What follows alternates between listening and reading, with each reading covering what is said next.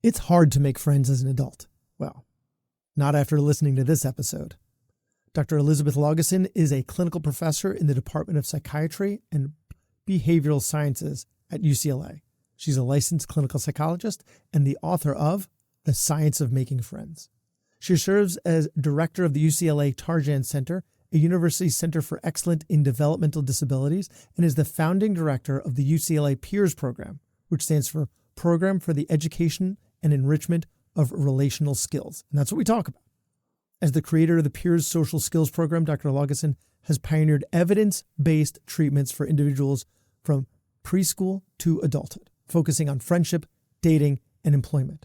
Her PEERS program has been translated into over a dozen languages and implemented in more than 150 countries. But first, a word from our sponsors.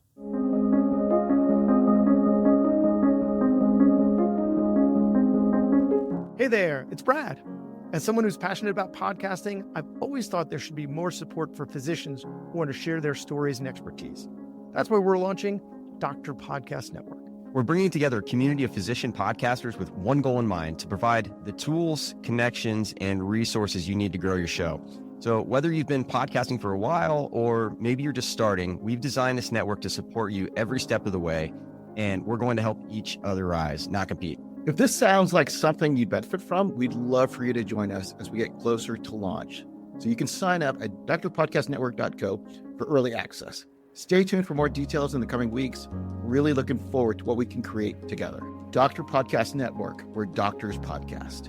Doctor Podcast Network, where doctors podcast. Doctor Podcast Network, where doctors podcast.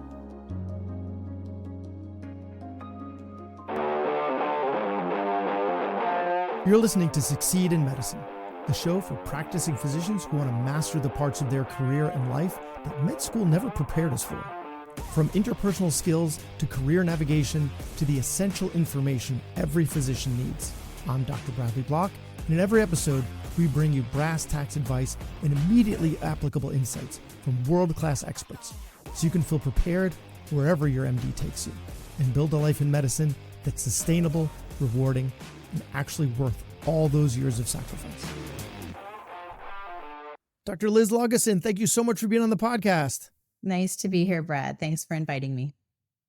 So I want to start off right with something that you had said that you want to discuss, starting conversations cold, because we're going to be talking about making friends, but there's a lot that goes into making friends that also applies to networking. And so this applies to, talking to a parent at a sporting event, but also if you go to a conference and you're going up to someone. So you're starting a conversation cold because my kids will go up to a complete stranger, like another kid, and be like, hey, do you want to be best friends? And I cringe a little bit because I'm projecting clearly. And I'm like, oh my God, don't do that. You're going to show up as desperate. And then the other kid goes, yeah, let's be best friends. And they'll go run off and play together, right? And so that works for them.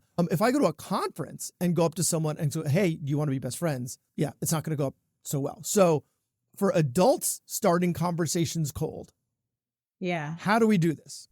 Well, first of all, kids can get away with that kind of boldness because it's sort of developmentally appropriate at a certain age. But, obviously adults have to be a little bit more subtle, using more reciprocal strategies. So at Peers, we talk about the importance of using common interest as an entry point. So instead of leading with, will you be my friend? Or even just introducing yourself, a lot of adults will do that. Well, they'll just go up to someone and introduce themselves by name, which you can't do a whole lot with. If you think about it, it can be a little awkward, but just starting with introductions. So we could start with a more natural opener, like, that's a great book. I've been meaning to read that. If someone's just reading a book at like the bookstore at the event, or, I've seen you at a few times at these events and I don't think we've met before. And so using common interest as an entry point is really how even adolescents and adults start conversations with other people. So if you're going to like a soccer game and you're standing next to another adult and you're both yelling and cheering and you want to start a conversation, you got to think like, okay, what should I say that relates to like, oh, the team's doing really well this year. Or like something that relates to the game or something like that. It could be the event at the soccer event. It could be not even just the location. Maybe it's a logo on their shirt or something, but finding that common interest and either making a comment about it, asking a question, or giving a compliment sort of related to that common interest is really how people naturally start conversations. That's interesting because that's something we talk about on the show when you're talking to patients. So if I'm being a patient and they come in and they've got a logo on their shirt, I might comment on it just because it builds rapport and it tells them that I care about who they are beyond just their symptoms, because that goes a long way towards trust building. And it's a really quick and efficient way to do that when you're walking in a room, unless of course the sport team is having a bad year or something complicated. But I don't watch sports, so I don't get it. But there's commonality there between what we do with our patients. Or I guess what I'm saying is a lot of what you're saying translates also to patient care because it's rapport building. That's at its core what you're talking about, right?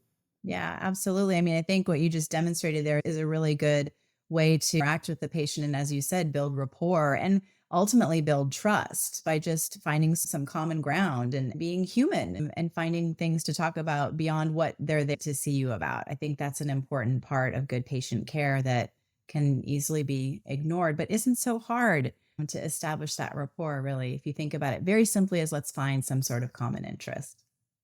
So if you're at a networking event and you're both standing at the same booth and you turn to someone and say, hey, how you liking the conference so far? That's one thing. But if you're noticing a circle of people, and you want to get into that circle because there's someone you want to talk to, and maybe it's after a talk or whatever, right? That's a little different. So they're already having a conversation and you want to somehow make your way into that. So what are some of the things we should do and some of the things we shouldn't do?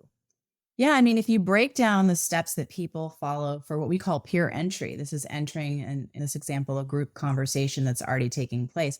First thing you would be doing is actually kind of watching the conversation and listening from a distance.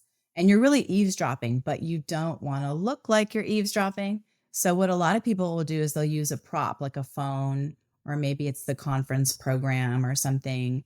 And so you don't look like the creepy stalker staring at this group, but you are listening to the conversation. And then, you want to find some sort of common interest. Again, this is the key to all of this is common interests. And let's say you find the common interest. They're talking about some session at the conference. You're not going to just yell from across the room, like something in reply to what they said. You'll move a little bit closer to the group, right? You don't want to barge in. So you wait for a little pause in the conversation. And then you join by, again, making a comment, asking a question, or giving a compliment that's on topic. And that's how people naturally sort of network and mix and mingle, whether you're at a conference or you're at your kid's soccer game. Yeah. I love the compliment. That is a great entry, right? If you're hearing the conversation and someone says something and you go, oh man, yeah. Oh, that is such a great point. Exactly. And then you're starting off on a positive because people love to be complimented. And then they're more likely to embrace you as well because there's risk involved, right? They might look at you and hear your comment and be like, who are you? Why are you? We were all friends from college from 30 years ago. Yeah. And you're entering this conversation, right? So there is some risk involved. And I feel like the compliment is a way to lower the risk a little bit. That's so true. Yeah, you do have to be careful what your comment is. Like you wouldn't want to go negative. Like we have this thing in peers, we call it policing. This is people who like to tell everybody what they're doing wrong all the time. I mean, you could be on topic. You're releasing someone is not the way to enter the conversation, whether it's the common interest or, to correct someone on some fact they just shared. That would not win any favor with people. No, so, yeah, doesn't work on social media either. Yeah. Okay, so policing. So let's go down that rabbit hole a little bit. So avoid policing. Any other pitfalls that we might fall in when we're trying to enter this group conversation? Well, so many pitfalls. I mean, we actually have 2 sessions on all of these conversational risky behaviors that people engage in. So yeah, policing is one of them. Being kind of argumentative with people can be also pretty risky if your goal is to make and keep friends or network, right? If your goal is to be right all the time and make sure that people are factually correct all the time, then you go knock yourself out. Police, be argumentative. You're just not going to be making a lot of friends in the process. But, there's a lot of things that people do. And I think it's helpful to think about in conversations, like what are our socially risky behaviors that we make? I have them tonight. I teach social skills for a living, but I have my little risky behaviors. One of them is, when I get really excited about something, I want to talk about it a lot and I can kind of turn into a conversation hog or take over the conversation.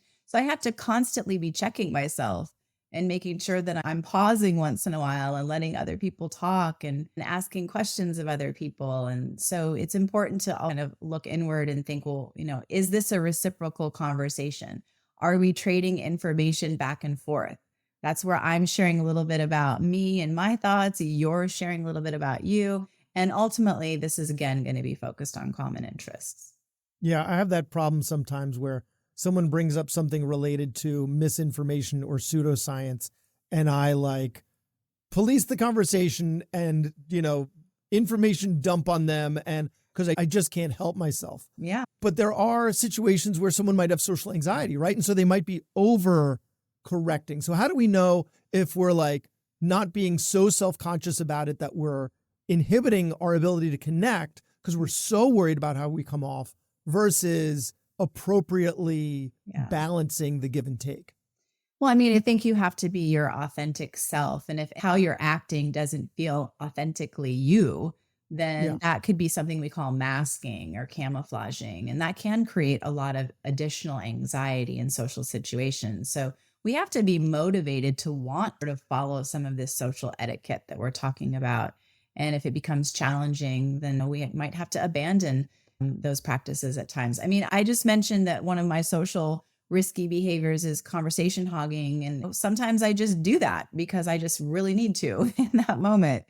And, this is an interview, so I definitely feel like a conversation hog here, but I was going to say something, but I thought it was appropriate not to. The structure's a little different here. This is actually I did invite you to come on and hear your expertise. So you also mentioned that the key to these conversations is finding some commonality, some common thread. Find that and then use that. And I would imagine that's also applicable to making friends in other scenarios, not just the cold conversation starters, but making friends in general, because the audience is physicians. So we automatically had friends in medical school. You have a whole bunch of people that are similar age to you, similar intellectual capacity, similar interests in the same class, going through something that is honestly somewhat traumatic. Same thing in residency, some fellowship, and then you're done. So you've had these cohorts of friends, and then, possible friends with plenty of natural conversation starters where you don't have to think oh, so you're in gross anatomy. You're just, right? Or you're studying for a test, but then you're done with training and you just end up with a job with mostly, if not all, people that have been there for a while and know each other, and you're just this new person. And so starting conversations cold is one thing, but if you're in a new city with all new people, you've got no friends, what do we do? Where do we begin? Yeah.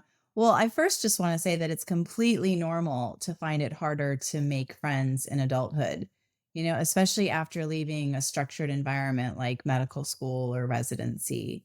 And you're right that in PEERS we talk about common interests a lot. And really the reason that common interests are so important is that friendships are often based on common interests, right? Those are the things that we talk about with our friends. Those are the things that we do with our friends. So finding peers with common interests is really the first step in developing friendships, really at any age, any stage of life.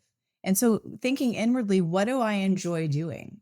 What brings me joy, right? And then finding other people that also enjoy that activity or that interest. So for me, I love hiking, for example. And so I live in Southern California. There's a lot of great hikes around, trails and things in my neighborhood. That doesn't mean I'm going to meet people on those trails, but maybe I join a hiking club with other people that are interested in hiking. If I'm really into arts, maybe taking some art classes, or if I'm into music, joining a music club. But thinking about where you can find others with those shared interests is a good first step. You might not have an answer to this because, some of the listeners are parents like myself. And so I go to work, I come home, podcast a little, right? And so this is, networking, so to speak, but not everyone lives near me.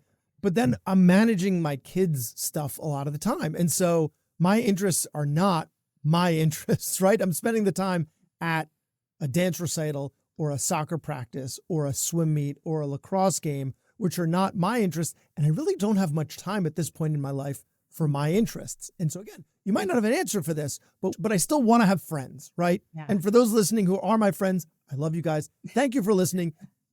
I appreciate it, but it's okay if I have other friends too. So what would be a way to identify and pursue interests when you really have it's not about you right now? Yeah. Well, it's also quite normal for parents, especially of younger kids, to develop friendship groups around their kids' friends.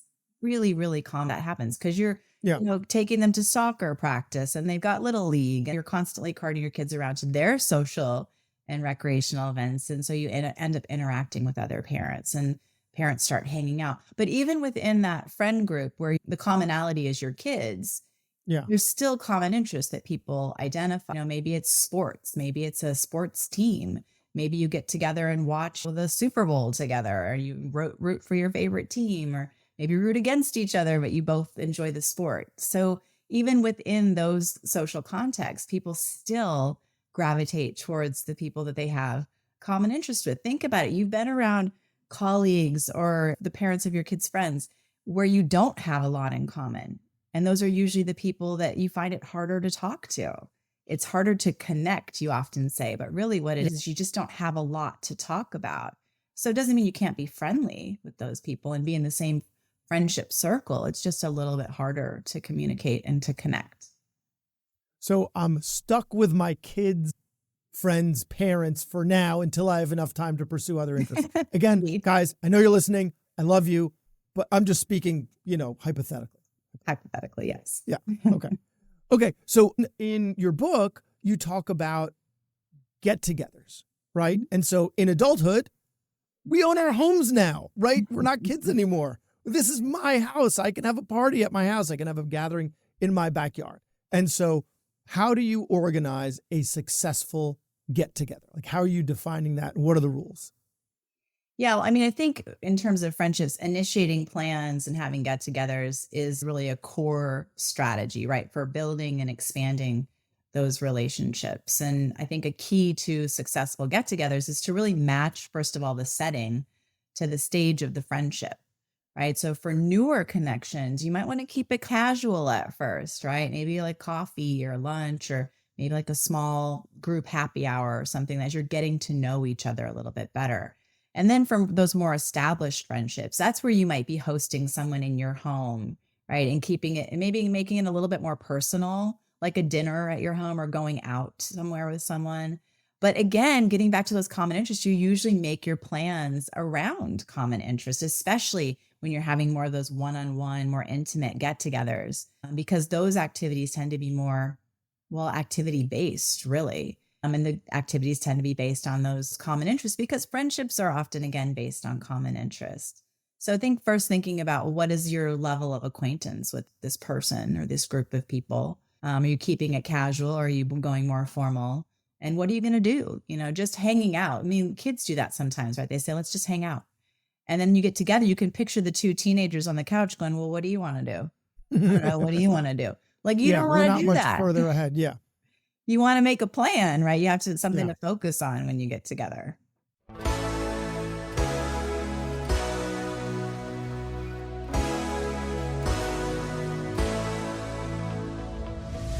You spent years learning how to save lives, but no one taught you how to secure your own. When you work one-on-one with a CFP professional financial coach, you get a blueprint tailored for the long game of your complex situation.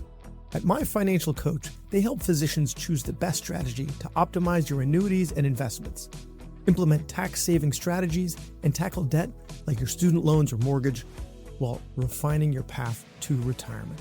Save up for that boat, a child's college or wedding, or even a vacation home. Plan ahead for the impacts of the unexpected and understand how much life insurance you actually need.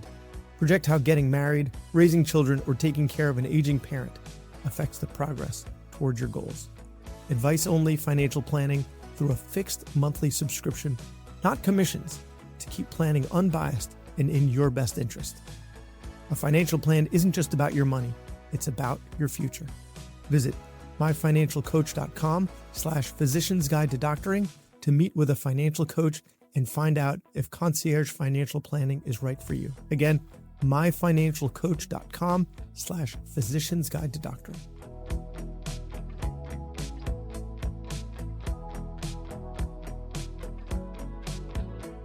So then when you're deciding, that kind of answers this next question, but I want to know if you want to expand on it at all, which is deciding who to invite. So you've decided, like what you talked about seemed more of like two couples getting together.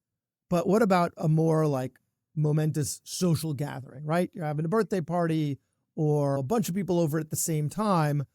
How are you deciding who gets invited? Yeah.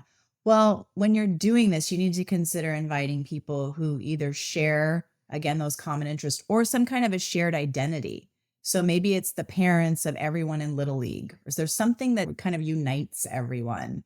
Because Yes. what you're looking for when you're having get togethers and even parties is you're looking for that chemistry between people. So those shared interests are going to keep the conversations going and keep things interesting for people. It's also helpful to think about the personality compatibility, really. If you're inviting someone who's a little bit quieter, for example, you want to balance the group out a little bit with maybe a few really nice extroverts.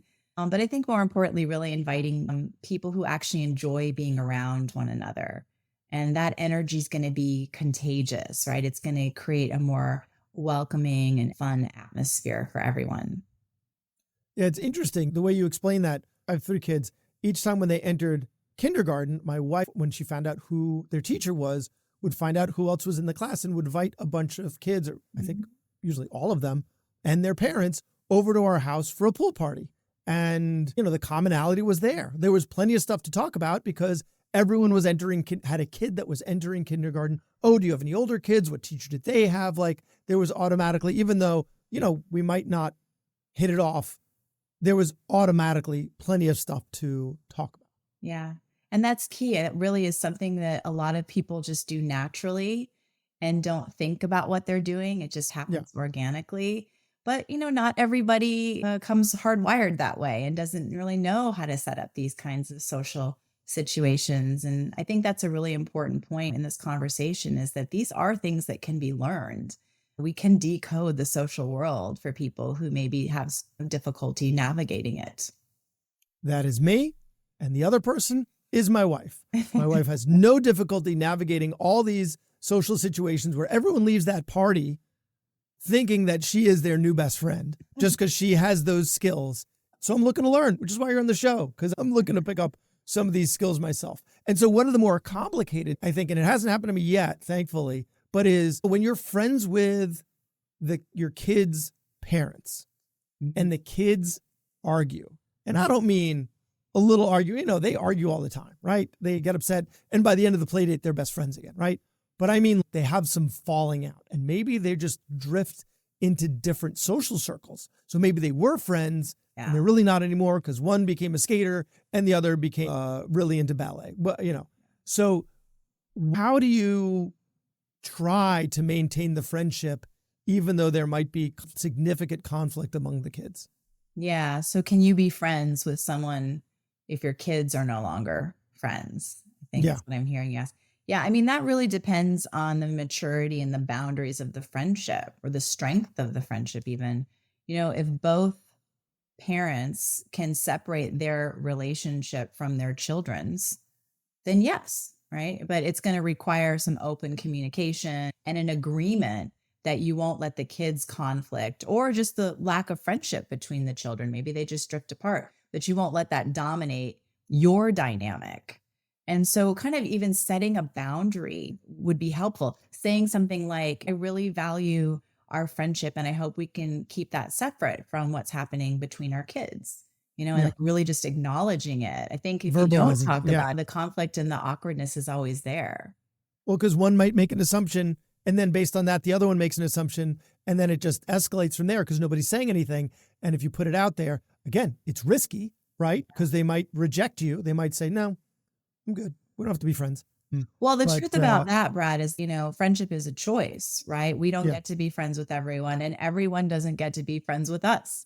And so I've heard you say that before many times. Friendship is a choice. It really is. And it's important. It's not just for our kids, right? It's for us too.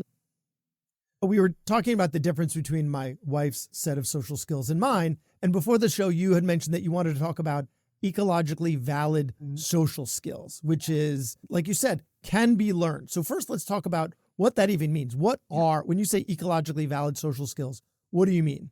Yeah. So a lot of really well-intentioned adults will give kids advice all the time in social situations, but it's not always the best advice.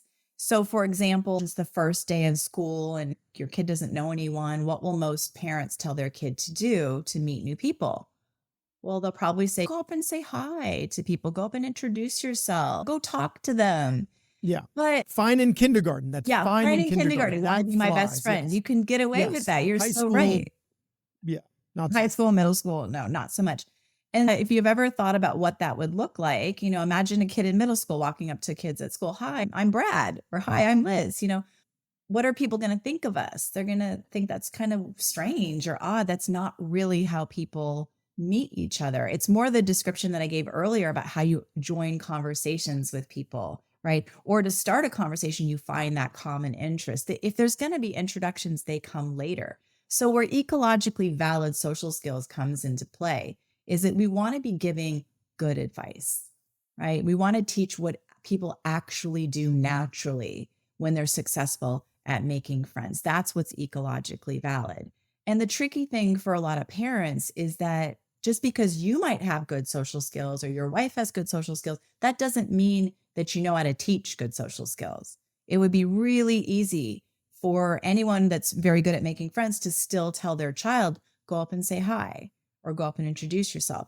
Because when you have pretty decent social skills, it sometimes happens so automatically what you're It's doing. like breathing. You don't Yeah, think you're not about it. even You just thinking do about it. Yeah. You're not even thinking about what you're doing. You've never really had to break that down. Now, you did learn it somewhere. You did not actually come hardwired in that way. You were observing social behaviors for a long time before you started to actually use them. And so that's how that works. But not everybody picks up on those social cues and learns by observation. So once again, we can teach social skills. We can learn social skills. But we need to make sure that they're ecologically valid. They actually work in the real world. So an ecologically valid social skill that I've heard you talk about is that I'd like to come out on the show, just because so many of the listeners have kids, is about bullying, right? Yeah. Because the advice that we give for bullying is just walk away or tell the teacher or something like that. I've then talked to my kids about this based on what I heard you say. So I would love for the listeners to hear what you have to say about response to bullying. Yeah, you're so right, Brad. When we ask kids that question, what they're told to do, they always say those three things that you just mentioned. They're told to ignore, walk away, or tell an adult. And then we ask them if it works. Do you want to guess what they say? Sometimes yes, because they're just telling us what we want to hear. Maybe. That's happened in my house. Sometimes they're like, oh yeah, it worked, just because They want the conversation to be over. Yeah. Exactly. Yeah. Yeah. Well, But in reality, yeah, that's possible. And I mean, doesn't mean that it would never work, but the reality is that most kids will say that it doesn't work. And if you think about it, it kind of makes sense. None of those things are ecologically valid. If someone's teasing me and I ignore them, what are they going to do? They're going to keep teasing me, right? And I kind of made it easy for them. So I'm more likely to get teased in the future. If I walk away, what are they going to do? They're going to follow me. chase after you. Yeah. Because they know it's bothering you and that's why you're walking away. They're getting what they want. They're trying to get under your skin.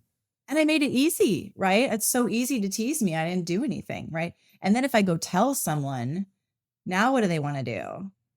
Even more. And now you're even more of a victim because they have something else to tease you about because you're a tattletale. I'm a tattletale. I'm a snitch.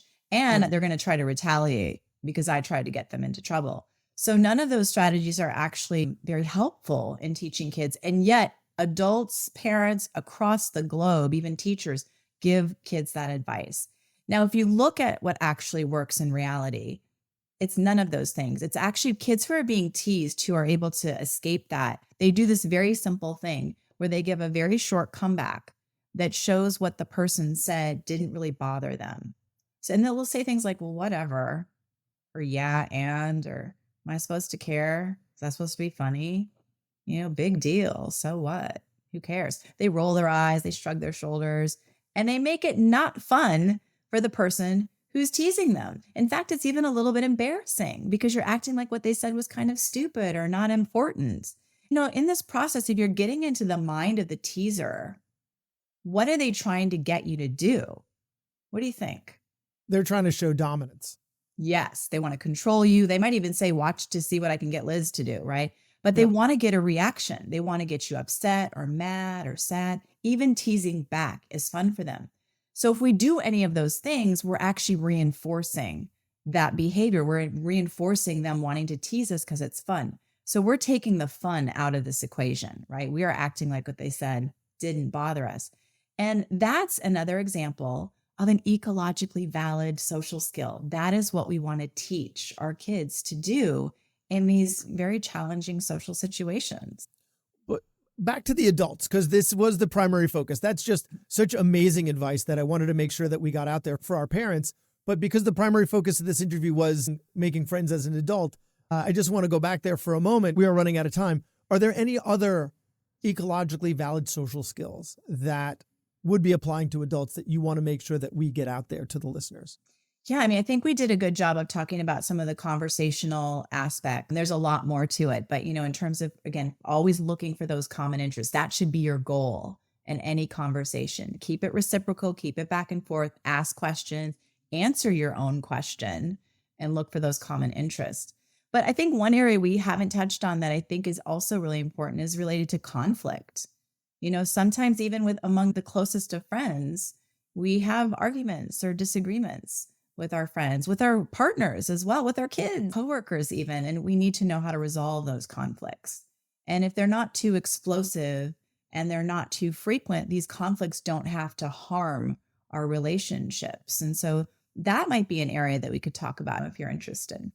Please, conflict resolution. I mean, we've had episodes on conflict resolution in a healthcare setting, but it was specific to you're having arguments about operating room time, right? It wasn't in a social setting. So please, if we could expand on that, that'd be great.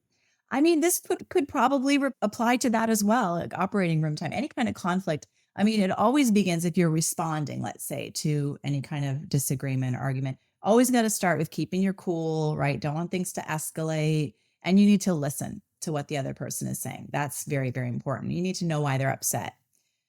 You also need to let them know that they've been heard. And this is a really important step in conflict resolution that I think a lot of people don't know to do. And that is that you need to do what's called active empathic listening. But what we say with a lot of our young people is just repeat what they said, right? That's basically what active empathic listening means. So letting them know that they've been heard, essentially. Paraphrasing or summarizing what they've said is the first active step to letting the person know that you understand where they're coming from. If you don't do that, they're going to keep telling you what they're upset about because they don't feel heard. They're not going to know why they keep telling you. That's just not going to feel resolved, right? The next step is that you get to explain your side. That's usually most people's favorite step, right? Usually people jump to that step. They want to get straight to explaining their side, but you don't get to explain your side until you've done these other steps of keeping cool and listening and doing that active empathic listening. All right, when you explain your side though, Brad, you have to use what are called I statements, right? I statements, not you statements. Can you picture what I'm talking about? Yes. Yeah. So an I statement would start with the pronoun I feel this way, or I thought this, I was imagining such and such, versus a you statement. You did this, you said that, you made me feel such and such. How do you think people react to you statements? It's an accusation. You're attacking them. So they're going to dig in naturally. Yes, they feel attacked. They feel defensive automatically, and they can't hear what you have to say. So really, really important aspect of any kind of conflict resolution is using I statements. Make it about you and your experience. Don't be accusing people and making them defensive. Next step, you got to say you're sorry.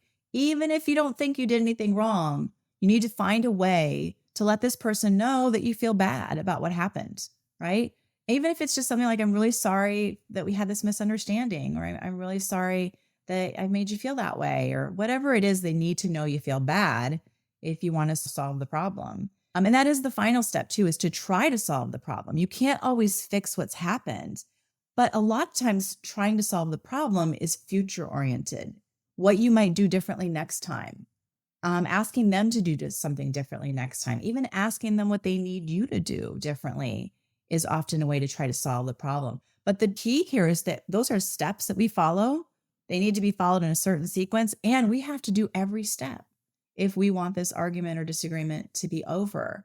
And I would say the vast majority of people on the planet do not know about these steps. And I think it's one of the reasons why conflict is all around us and difficult to manage. Well, when you say it that way, it makes so much sense and it almost sounds intuitive, but in the heat of the moment, that's never what happens because that's not what we go to. So if I may paraphrase, it sounds like you need to eat your vegetables first. So you eat your vegetables, raw, uncooked, unseasoned vegetables, right? By, allowing them to explain their side. And then you get to have your dessert, which is explaining your side, but making sure that you phrase it in I statements instead of you statements. And it sounds like once you do those first two steps and everyone's had the opportunity to explain themselves, step 3 kind of flows naturally, right? Like you're now opening the conversations in not an accusatory way, in a non-judgmental way. And then what happens next is a reasonable conversation based on what everyone said. Yeah, it definitely cools things down, right? I think that active empathic listening in particular cools it down because people ultimately in disagreements, they want to feel heard. They want to be seen. And so letting them know you hear them, you understand where they're coming from is a good first step. And then you can share your side, but in a way that's not going to make people defensive. Well, I would love to continue talking to you for hours, but we have run out of time. This was so informative, so educational, and so useful, and so immediately applicable, which is really what I want for my listeners and to make each episode. And so this was amazing. And my favorite episode, my favorite interview for a very long time. So thank you so much for your time and expertise. If people want to learn more about Dr. Elizabeth Laugeson or the PEERS program, where do we find you or where do we find the program? Yeah, you can just simply look us up on the internet or use UCLA PEERS Clinic is probably the best website for us. And then you can also take a look at our social media. Our handle is UCLA PEERS. Amazing. Well, thank you again for your time. Thank you so much for having me.